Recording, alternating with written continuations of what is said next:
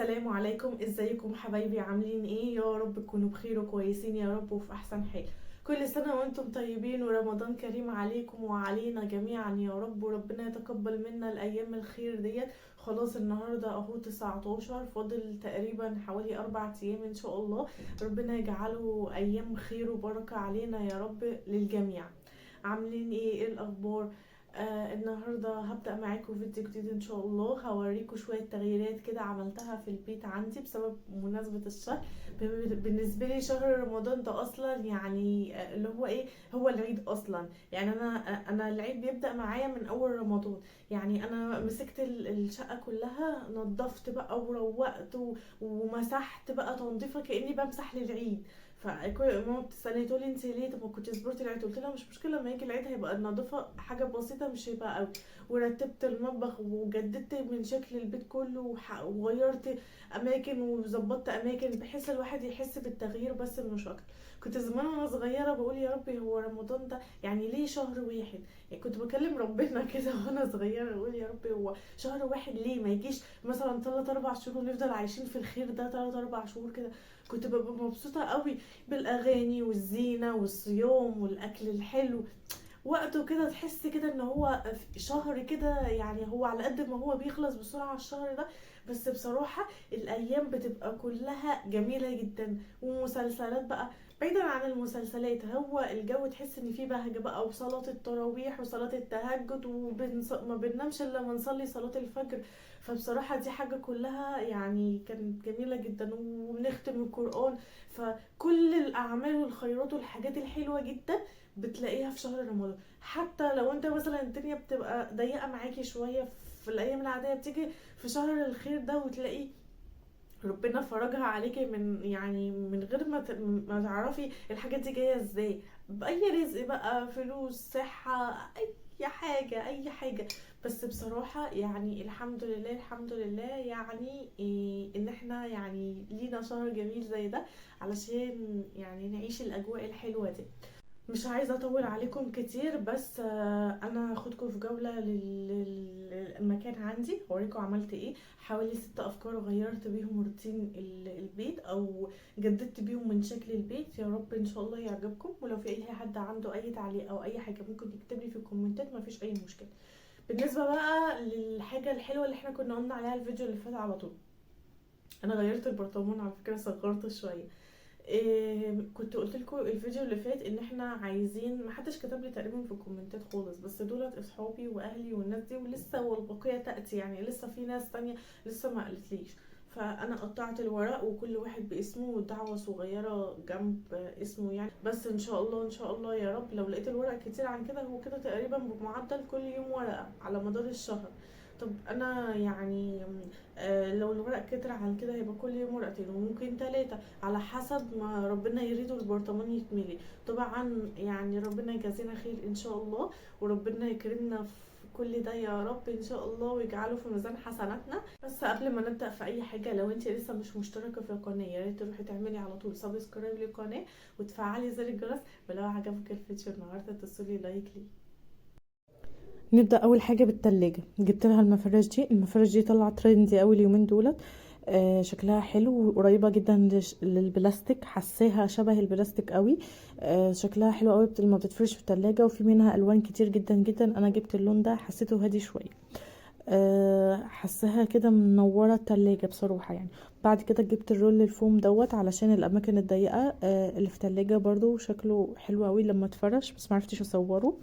بعد كده جبت الاشكال ديت، كان في اشكال عاديه وفي اشكال رمضانيه. انا حبيت الاشكال الرمضانيه عشان احس ببهجه رمضان وكده يعني، وحاولت ان انا اجيب يعني الشخصيات اللي انا بحبها زي فطوطه وبكار وفنانيس. هي تقريبا هي دي الاشكال الرمضانيه، بس للاسف ما لقيتش بوجي وطمطم، ما لقيتهمش.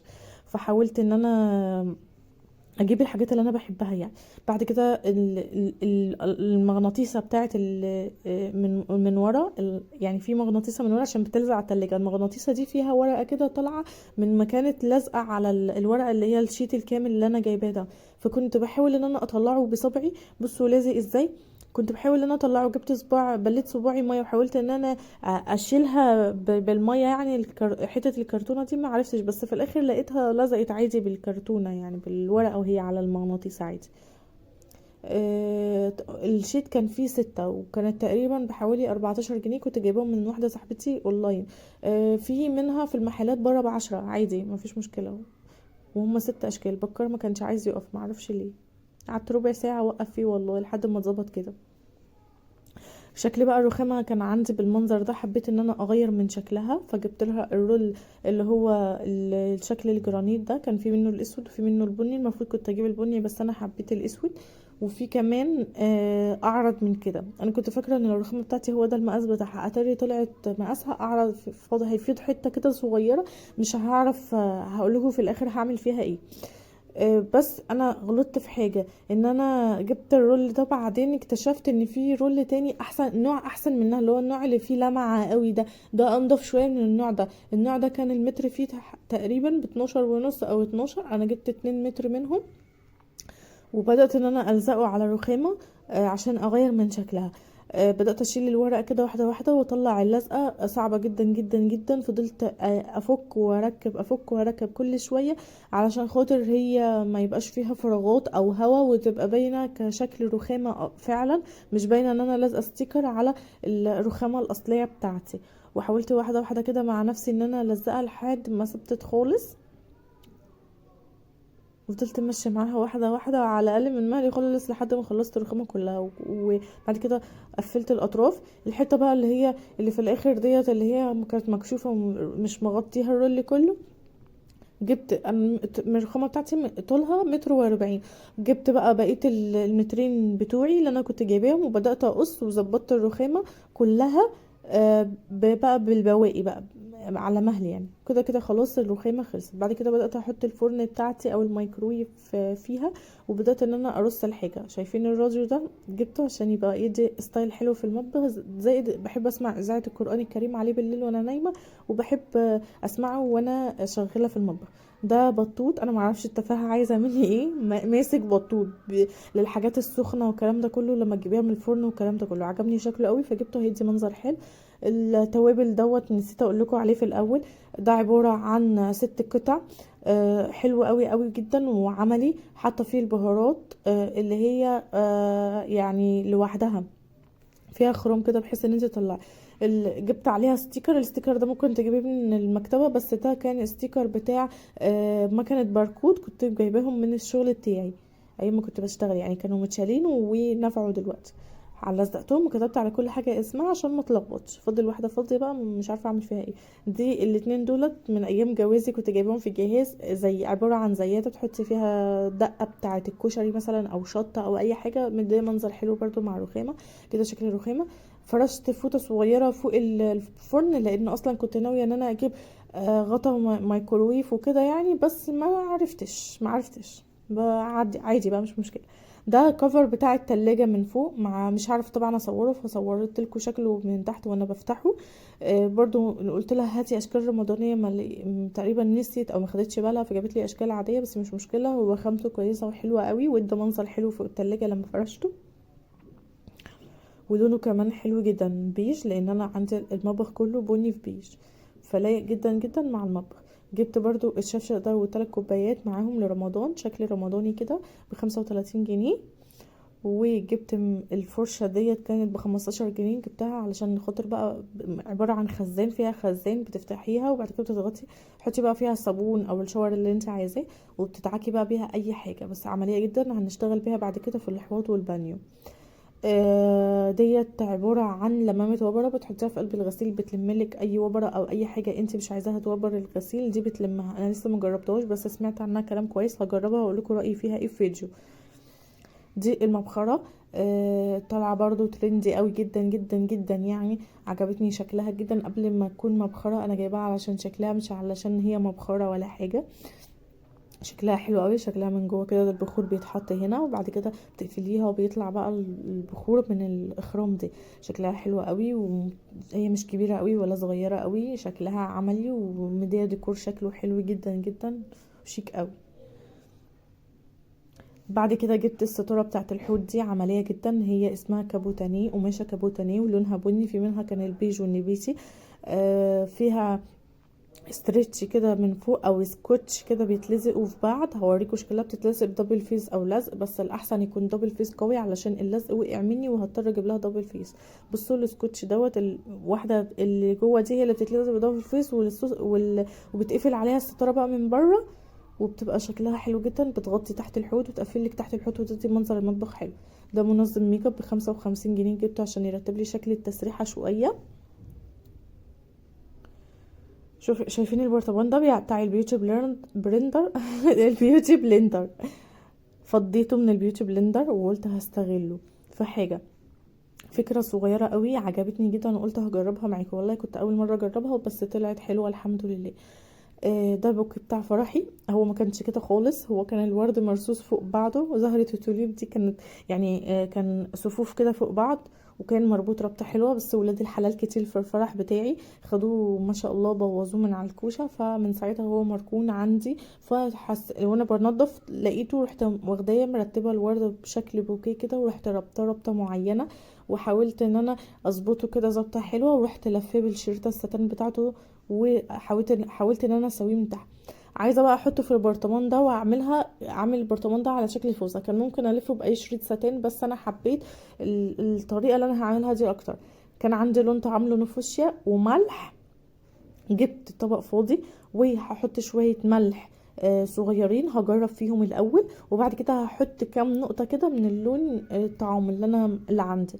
طبعا انا ما كانش عندي غير الفوشيا ودم الغسيل، فدم الغسيل مش عايزه انا لون احمر، ممكن ان انت لو عندك لون تاني مفيش مشكله، او لو عندك الفوشيا واي لون تاني بقى تدخليهم ميكس فوق بقى مع بعض، يعني اللون يبقى فوق لون، يبقى يا بقى هيبقى تحفه، بس انا حبيت ده كمان، وكمان كان مناسب مع الوان الاوضه بتاعتي.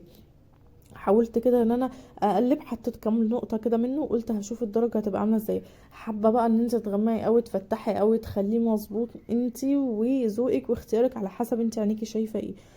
انا فضلت اقلب كده، حسيت ان هو محتاج تاني عشان يتخفف شويه، عشان لقيته تقيل، رحت مخففه، رحت حطيت نقطه كمان. هو ده اللون المطلوب اللي انا كنت عايزاه، لان ده لون الاولى بتاعتي، عامل شبه الرمله الملونه كده، شكله تحفه تحفه تحفه يعني. لو عندك بقى اي زيت عطري انت ممكن تحطي فيه كام نقطه زيت عطر كده، هيديكي ريحه حلوه قوي قوي قوي. فاتتني انا الحته دي، بس انا ممكن اعملها. هطلع البوكيه وارش كام نقطه كده وهقلبهم في بعض، وبس مش يزيت، كام نقطه تدي ريحه حلوه للمكان اللي انت حاطه الفازه فيه. حاولت بقى، فضلت بقى اعمل كذا حبة، لما لقيت البرطمان كنت عايزة امليه شوية عشان خاطر البوكيه يغرس فيه ويقف كده ويبقى شكله حلو. حاولت ان انا كل شوية اعمل حاجة، كل ما الاقيه محتاج اروح منها عاملة تاني. طبعا البرطمان شايفين الفيونكة، هو اصلا البرطمان ده كنت جايباه ب20 جنيه، وفيه اشكال بيوتي بلندر كتير جدا، ما استعملتش منهم لحد دلوقتي غير 2 بس، والباقي كله شيلته بقى في الدرج بتاع المنظم الميك اب. وكده حسيته هو انا كده خلصت معاكم، بس انا حسيت ان هو محتاج تاني، فعملت حبة كمان. تقريبا الموضوع خد معايا كيس ونص ملح وفضلت اعمل لحد ما اتظبط شكله كده. بعد كده هيتحط عندي في الاوضه. عايزه اخلي شكل الفيونكه تبقى كده مبينه من بره، هيبقى شكله حلو قوي، شكله مدي ديكور حلو قوي. بصوا او ده استغلال اعاده التدوير، هو ده فن اعاده التدوير بيقولوا عليه. هو بس ناقص للمنظم ده حته مفرش صغنن كده، انا هجيبه للعيد ان شاء الله، وهفرشه تحت الفازه دي، وهيبقى شكله تحفه.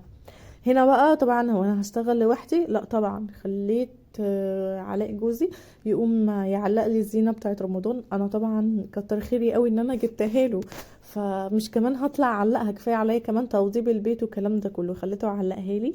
وكنت جايبه عقد نور صغير كده، عايزه احس باجواء رمضانيه. يعني هو تاني سنه ليا جواز، بس انا السنه اللي فاتت كنت حامل، وكنت بشتغل 3 ايام، وكنت بفطر بره في ال3 ايام دولت، وال3 ايام التانيين ما كنتش بشوفه فيهم، فبصراحه ما كنتش بعمل اي حاجه خالص في رمضان اللي فات. جبت المفرش ده برضو ب20 جنيه من عندي، شكله حلو جدا جدا، عليه بوجي وطمطم، حاولت ان انا افرشه عشان احس برضو ببهجة رمضان. وده الفانوس بتاع علاء ايام الخطوبه كان جايبهولي. ما جبتش فوانيس تاني بصراحه، مع الميزانيه ما كفتش. كان حاطط عليه صورتين ليا وليه، وكاتب رمضان كريم، وفي ناحيه مكتوبه عليه اسمي واسمه. وكان بيغني الفانوس اغنيه حكيم اللي هي بتاعت رمضان كريم، مسلسل رمضان كريم. بيقول مقطع منها يعني، فكان حلو قوي. وبينور الاسامي، بتنور اسمي واسمه، وكلمه رمضان كريم كمان بتنور. فقلت هحطه كده على الترابيزه يحسسني برضو ببهجه رمضان. عايزه احس باي بهجه في رمضان. كانت نفسي اجيب مفارش للركنه بدل اللي انا فرشاهم دولت، بس ما عرفتش اجيب مفارش رمضانيه، ما لقيتش يعني. وجبت فرشت، حطيت بقى المبخره الكعبه هنا. والطبله دي طبعا علشان كوكي، بس طبعا لازم اخليها تدي جو، ولما يعوز يلعب بيها هطلعها له. حطيتها كده في نص الترابيزه. بس كده. في بقى اخر حاجه كنت عايزه اكلمكم فيها، اللي هي انا جبت مغناطيس الستاره. طبعا في ناس كتير ممكن تكون عارفاه، بس شكله حلو جدا. انا كان عندي جبت اللون ده، كنت عايزه الرصاصي، بس البنت ما لقيتش، قالت لي جبت لك الموف، بس شكله حلو قوي قوي برضو. كان عندي البتاع دي في الاول، وكنت جايبه كده عامله زي سلسله ستاره، وكنت ربطها على الجناب. كان الستاره جايه على الجنبين، فحبيت ان انا اغير شكلها المره دي، قلت هخليها في النص. فده منظرها بعد ما حطيت مغناطيس تلاجة. شكلها جميل جدا جدا. شوية وشوية